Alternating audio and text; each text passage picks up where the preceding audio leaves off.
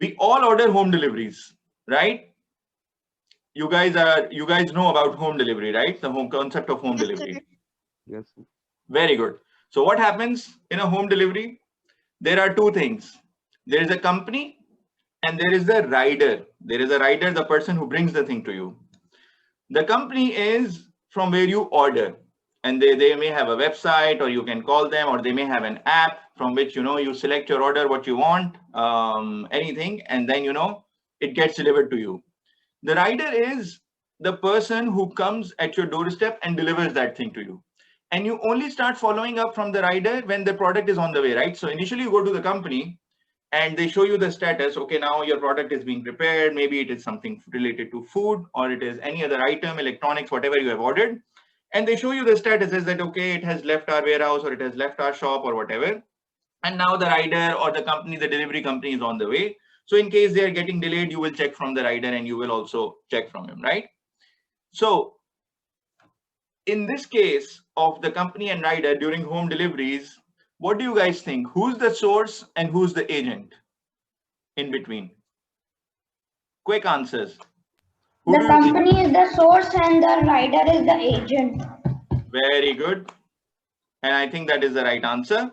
So the source is the company, and you place your order with the company, not with the rider. In fact, many times you don't even know the rider, right? So here, the agent is the rider who's just bringing it to you. He's in between. But you will always place your order at the company. If you have any complaint, if you have anything, you will go to the source. So this is the concept that we need to remember always. For everything that happens to us, for everything that we get, the source is Allah subhanahu wa ta'ala, because he is the only ilah. La ilaha illallah. Okay. So just like you expect the product from the source, the company, and not the rider, similarly, we should always pray and expect everything from Allah subhanahu wa ta'ala. Whenever we want something, be it anything in this world, or if it is knowledge, or if it is a job, or if it is nice grades, whatever, we should always pray and expect from everything from Allah subhanahu wa ta'ala. And then obviously we have to follow up from the agents and use means in this world, which are also called asbab, right? So we have been told to use these asbab or means that are around the world. So it cannot be that we just pray to Allah subhanahu wa ta'ala, okay, I want this, and then we sit and then we do nothing. This was the same concept that we discussed when we were discussing contentment earlier on.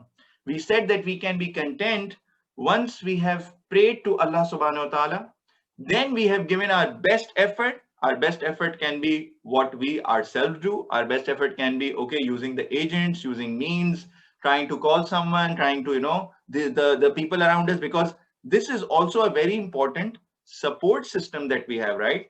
Allah Ta'ala, Alhamdulillah, this is a blessing that we have people around us. We have family, we have parents, we have grandparents, we have our siblings, brothers, sisters, all of them, our friends, the school teachers. All of this network of people are the agents and means that we should definitely use, are the asbab that we should acquire in order to achieve something.